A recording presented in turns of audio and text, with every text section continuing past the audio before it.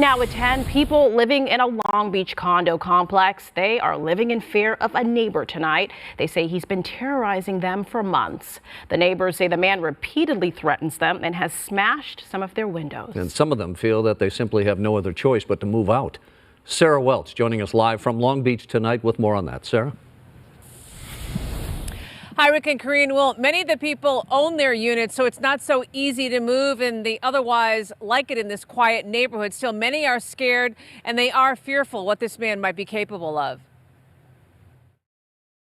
He's on video repeatedly smashing windows and screaming and yelling at people. We'll hear him screaming in the middle of the night pretty regularly. It's really terrifying to a lot of the residents who live here. They're terrified of this man, their neighbor. He's threatened us a bunch of times. It's just like a really toxic environment.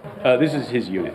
Desi Ambrozak told us the man with the cardboard covering his windows has owned this unit in the complex on Gladys Avenue for 20 years, but moved back last year. And since then, once or twice a month, he will just come out of his apartment, break somebody's windows, and go back inside. His windows have been broken out for a very long time now. He has these episodes where he screams and he breaks people's windows. He's also on camera smashing car windows and urinating in the public courtyard. The latest window smashing happened this past weekend. An elderly woman told us she carries a taser whenever she leaves her unit. She's worried that he might come back, try to get in her apartment. They don't feel safe going to get their mail. They don't feel safe taking their trash out. They feel like they're constantly on guard.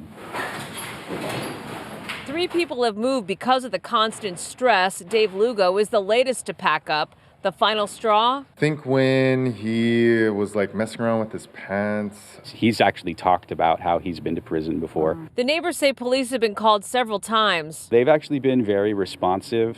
As far as I know, their hands have been tied. And the man always returns. And Brozak told us 2 people now have restraining orders against the man, but still worry his erratic behavior will escalate to someone getting hurt. At the end of the day, I don't think anybody that lives here is going to feel safe until he's gone.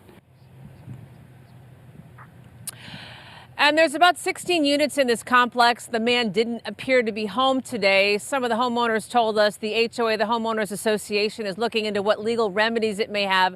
As neighbors tell us, the police continue to follow the situation. One man who was moving out today told us he is relieved, but he feels badly for the people who still have to live here, saying no one should have to live like this. Karine and Rick will send it back to you.